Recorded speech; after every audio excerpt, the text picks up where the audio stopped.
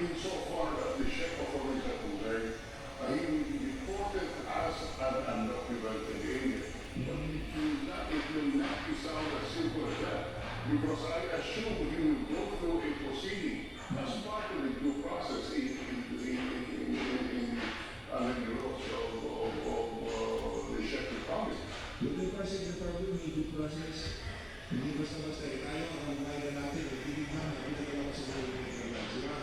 Pagpalakpakan natin sa Republic, at sa mga kaso, mainam. I exactly do not know what the process is, but what I am certain is that as a lawyer, he will be subjected to a deportation proceeding for having entered the Czech Republic's territory without a passport as an undocumented alien. The evidence available to Saudi po, I am not familiar with. So, how long it will take, it will depend on the process that will be followed under the Czech Republic's legal system. What can the Philippine government do? You will ask. What really we can do, since the Czech Republic is a sovereign nation, is to monitor closely and express a lot of... Hindi, SP, gusto ni Janvic, pumunta doon si Janvic, sumpong niya, arresto niya. Diba, si Janvic rin yung gano'n. Yung tawa ng parang sisiraan ang ulo pa hindi ka yung tawa ng tawa. Gusto yung pupunta sa Republic, arresto niya doon. Diba, ito siya tawag nga naman ko, pupunta niya doon, i-arresto niya. Noong interview siya with Justice Soto, parang nakikipag-jam sa dito niya.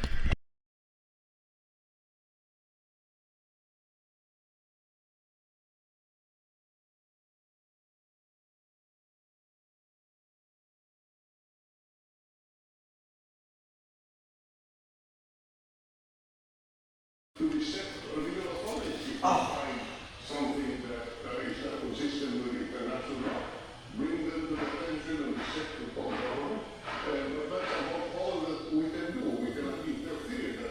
We're talking about a sovereign republic. Certainly, the leadership can accept. Wala dito sa Pilipinas, nag-interfere ang ICC, nag-interfere ang Amerika, nag-interfere ang mga ibang bansa. Hindi ba tayo sa operating nation? Bakit yung mga ICC o yung jurisdiction nag-iimbestiga sila? Hindi na. Baka lalo na kayo Baka doon pala yun kung gumawa ng ICC. Wala sila jurisdiction pero nag-iimbestiga sila.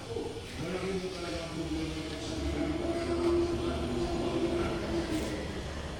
From the West, if one is spending. So that's it. We just have to go through the set procedure. Insofar as the deportation is concerned, how far that will go or how long that will last, I do not know. What are the processes, what are the appeals, I do not know. What about having red notice? At least hindi siya doon yung mga para ito si Jerry Pierre. Napupunta ka sa sabihin ko, aaras ko. Hirap talaga pagkaano rin, parang kakalang sa kabili, hindi ay aaras ko dito. Red notice, so that would be Interpol. Kasi meron namang case dito si Zay, already pending. Would that fast-track the process? That will still depend on the cooperation of the Czech authorities. It is not automatic that the Bureau services are notice, assuming that there is one, that he will be automatically brought back to the Philippines. Facts, not speculation. So your question, I cannot answer with precision because I do not know what the facts are. But the question has been raised in the media. Can Zaldico become a state witness? I do not think so. I think he is disqualified. Correct. Ako sa akin ako dyan, hindi pwede mag-state witness yan. Sabi ko na yan. Hindi to, Senate President, sa akin ako sa inyo. As a state witness, because the state witness is one who is least guilty, who is not the most guilty. And I think on that basis, Zaldico is totally disqualified. Tama yan, palakpakan natin si Dilawag Franklin sa banat niya yan. Diba, magkatama naman. Hindi mo kasi tayo dito utak talionista insane na hindi porket Dilawag nagsasalita, Duterte Smoker nagsasalita, ika nga mamalitin natin, yung upa nila mga punto de vista. Hindi mo tayo, kung tama naman, sasabihin natin tama. Ang problema kasi dito sa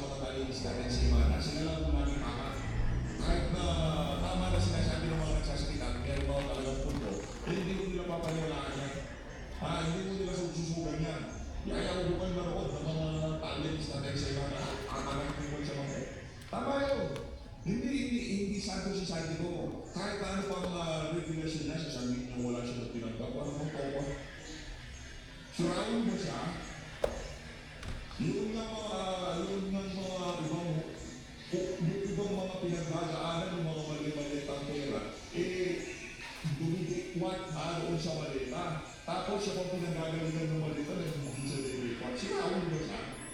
Depende yun. Depende yun. Kalokohan mo. Di ba kaya ka pinipicturan, ginagin na ng dahil nga.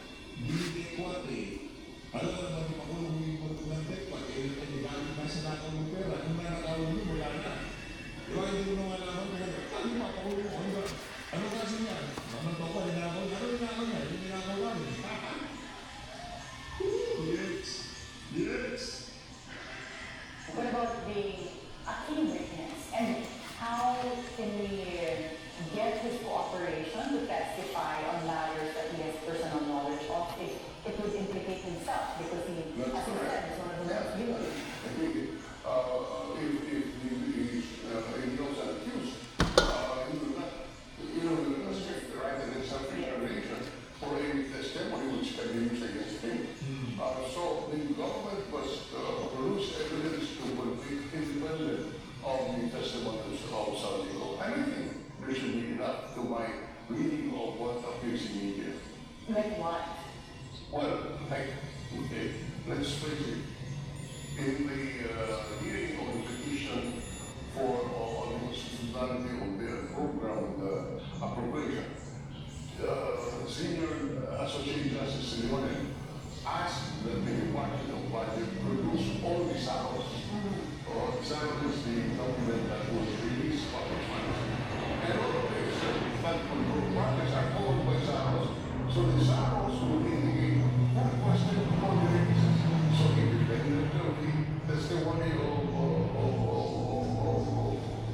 Saldico, you have documentary evidence to show who benefited from this.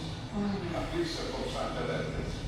Yeah, so at least meron pa rin pag-asa. Meron yan. Pero hindi nila alam na yung firma pala nila yung ginagamit na sa kalokohan nung kanilang mga amo. O ginagawa lang, magkakong ginagamit yung firma mo, natural na kung padulas niya. Wala na yung malagay. Lahat yung mga yan, most BP yung mga yan, yung mga taga-illegal immigrants, mga kontraktor. Kasi kung walang kalokohan sa taas, down the line, matatakot gagawin ng kalokohan.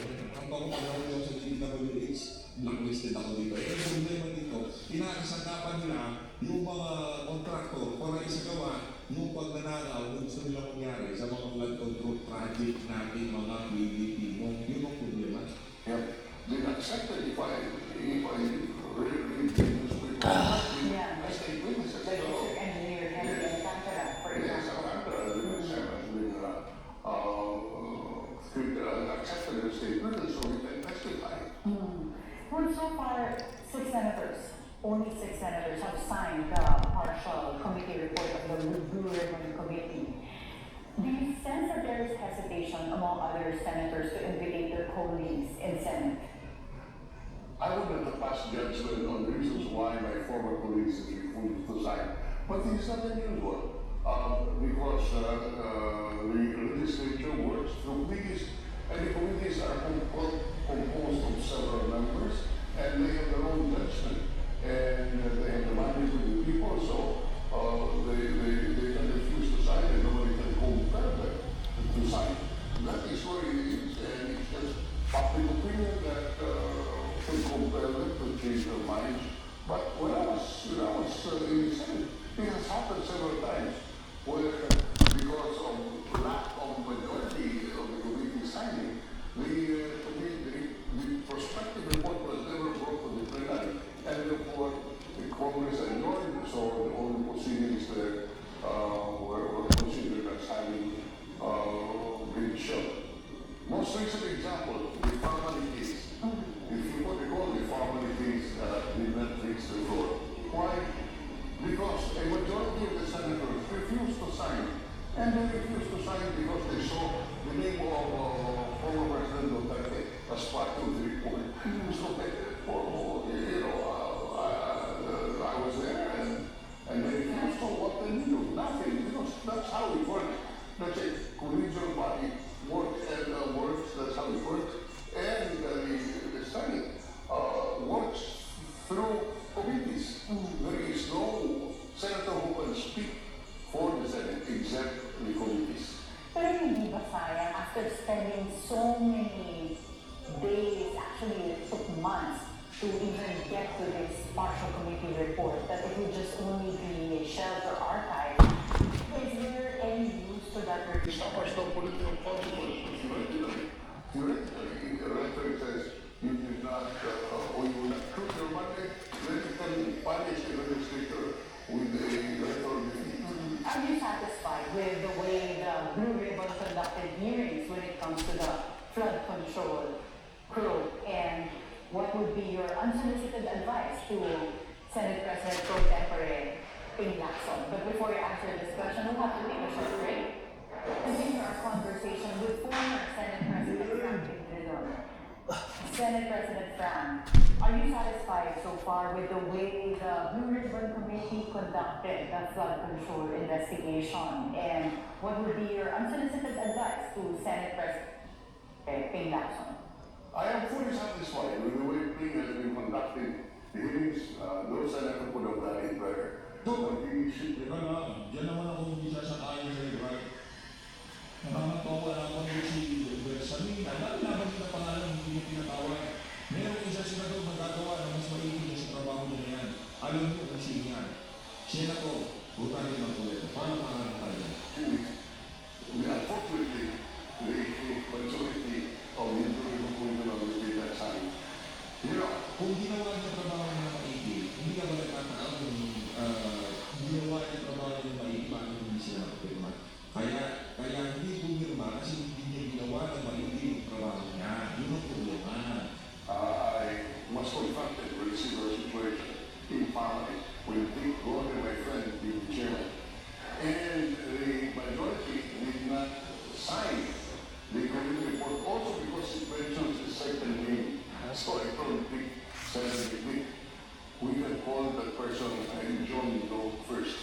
And so that there will be no mention of his name and that way he will be able to sign. Now, when it comes to the adoption of the committee report on the plenary debates on the Senate floor, we change the John Doe to a real name and confront those and put it on the book so that those who are opposed to naming that particular official will be held responsible because then we know that he's the one objecting.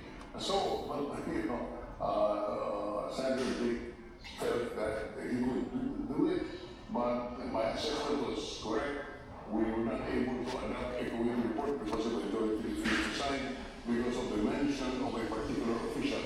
When we could have avoided that by just placing there Mr. John Doe, and when the report was deleted on the floor, it said his name and let the senators make public their reasons for objecting to that thing.